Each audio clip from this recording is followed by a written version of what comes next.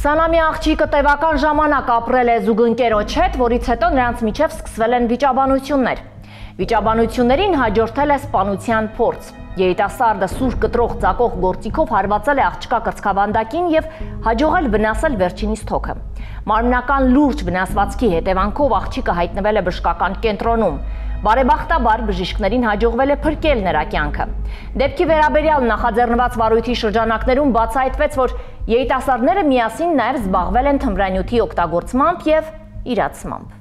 2024 թվական դեկտեմբերի 4 Գլինկայի փողոցից ծանր վիճակում հիվանդանոց տեղափոխվեց 20-ամյա աղջիկ։ Պարզվեց, որ աղջկան դանակահարել են, նա ստացել է կրծքավանդակի ձախ կեսի կտրած ծակած թափանցող վիրավորում։ Դեպքի առթիվ նախաձեռնվեց քրեական վարույթ, որի շրջանակներում պարզ դարձավ, որ աղջկան փողոցում դանակահարել է իր նախկին ընկերը։ Ներքին գործերի նախարարության քրեական ոստիկանության գլխավոր վարչությունից ստացված հաղորդման հիման վրա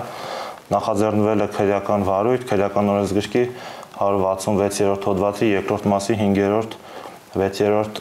կետերով սահմանված կարգով օպերատիվ միջոցառումներով պարզվել է, որ Իրիցյանը իր զուգընկերուհուն Միքայելյանին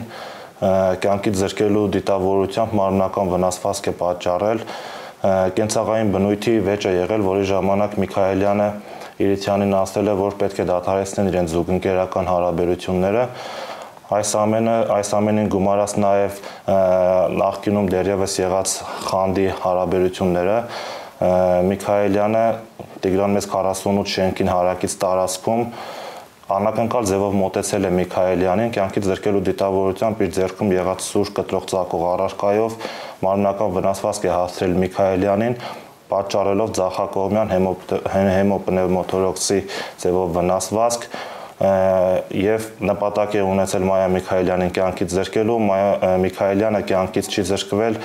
առաջին օգնության բժշկական օգնությունը ժամանակին հասցնելու և բժիշկների միջամտության արդյունքում։ Պարզվեց, որ երիտասարդները թեև չեն եղել ամուսնական հարաբերությունների մեջ, տևական ժամանակ բնակվել են միասին, վարձակալական հիմունքներով։ Նախաքննության ընթացքում նշանակված փորձաքննությունների արդյունքում պարզվել է, որ հանցանք կատարած անձը ունի որոշակի հոգեկան առողջության խնդիրներ։ Վերջինիս մեղադրանք է առաջադրվել։ Իրիցյանին մեղսագրվել է քրեական օրենսգրքի 44-155-րդ հոդվածի 2-րդ մասի 9-րդ կետով նախատեսված հանցավոր արարքի կատարում, քրեական վարույթը մեղադրական եզրակացությամբ ուղարկվել է դատարան։ Վարույթն իրականացնող մարմնի փոխանցմամբ պարզ է դարձել, որ երիտասարդները զբաղվել են թմրամիջոցների իրացմամբ ու օգտագործմամբ։ Այդ մասով առանձնացվել է գործից մաս և կատարվում է ակտիվ նախաքննություն դեպքի բոլոր հանգամանքները բացահայտելու ուղղությամբ։